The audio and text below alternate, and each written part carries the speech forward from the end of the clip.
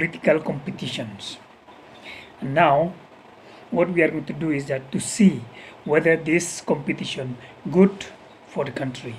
Having a competition between two parties or between a candidate who stand for election, is it good?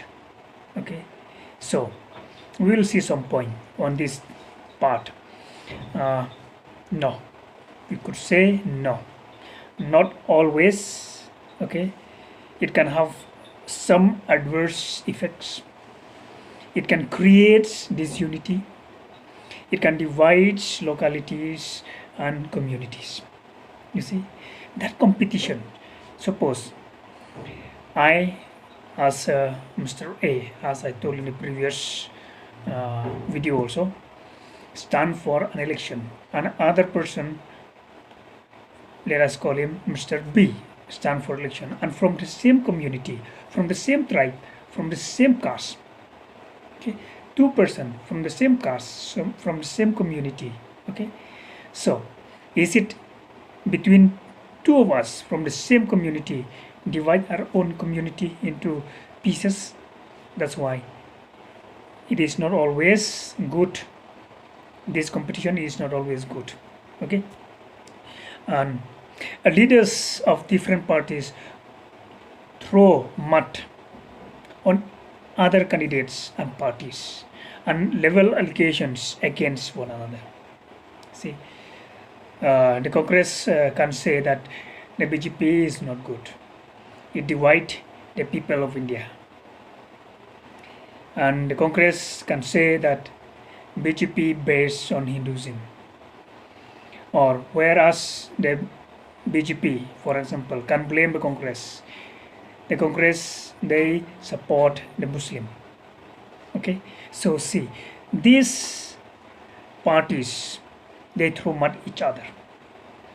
The Congress can say that the BJP is corrupted party, and the the Congress also can say that this party, like the BJP and so on, it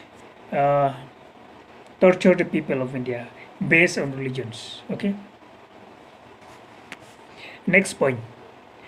Underhand illegal methods are used to win elections. Many times it's happened. The candidates who stand for election, the parties who stand for election, sometimes they use unfurlment. Okay, they try the trick how to win the election through money matters. Okay, using gang and gund to go to the village, to go to the constituency to threaten the people. Okay, see, this competition not all the time good. Okay, so next point, some good people who could and would like to serve the country keep off from election because of malpractices. Many good people who stand for election, who really want to serve their country, who really want to make the country develop, but most of the time they were thrown out just because maybe lacking on money, they cannot buy vote. Okay, and maybe because of malpractices. Suppose I stand for election, then other person stand for election. He threatened me, you have to step down. If you don't step down, I will finish you. I will kill you. So because of fear, a good people who want to stand and serve the country, because of fear, he keep himself away from standing for election. Okay, but let us see.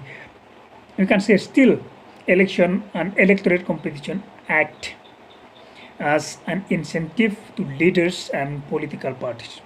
They know that if they perform good work, they will be in power again in the next election.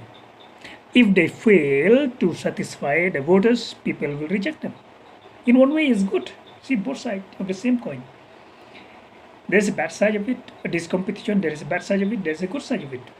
One is that this unity the people, divide people. Another side is that this competition make the parties or make a person to perform well in order to attain power in the next election. Okay, so in spite of some divisions and some unpleasantness, okay, competition helps keep the parties and their leaders on their toes and serve the people sincerely. And because of this competition, people who really want to stand election next election, he or she will try to perform well, or any party try to perform well, in order to get a favor and support of the people.